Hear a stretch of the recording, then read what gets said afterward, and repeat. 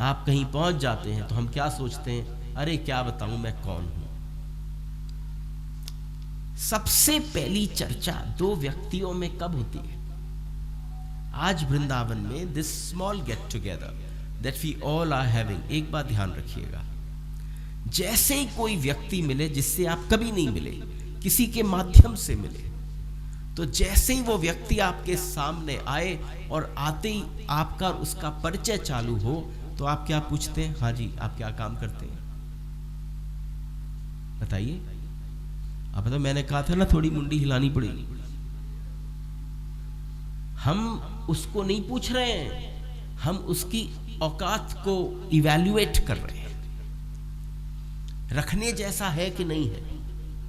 कारखाना वारखाना हो तो ठीक है, जरा बातचीत करूं, नहीं तो छोड़ो।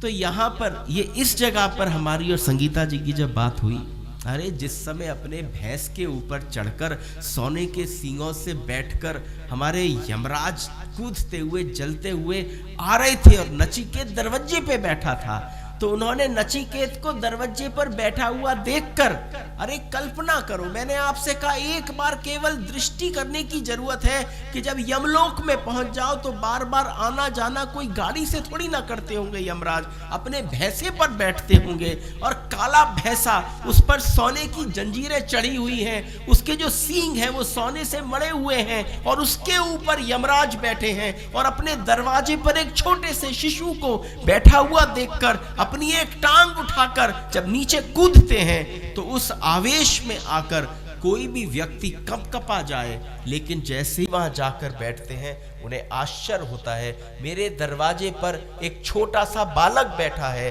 तो आप समझना, आप उससे छूटते ही क्या पूछते? आप कहते हैं, हाँ भाई कौन हो तुम, कहां से आए हो, किसने भेजा, क्या काम था? लेकिन यमराज ने भी ये नहीं पूछा। यमराज उतरते ही गए, सीधे उसके पास बैठे और बैठते ही उससे पूछा, कुछ खाया? उनका घर था, उनका दरवाजा था, उन्होंने केवल उस छोटे से बालक से पूछा, तुमने कुछ खाया? तो उस बालक ने उत्तर दिया, हाँ खाया। क्या खाया? आपका पुण्य खाया। 3 दिन से आपके दरवाजे पर बैठा था, किसी ने कुछ खिलाया नहीं। जब दरवाजे पर बैठा हुआ व्यक्ति भूखा जाएगा, तिरस्कृत होकर जाएगा, तो पुण्य खाएगा। उस पुण्य से, उस पुण्य को जो ले चुका था वो और यमराज वापस लेना चाहते थे, उसकी कथा हुई कठोपनिषद की।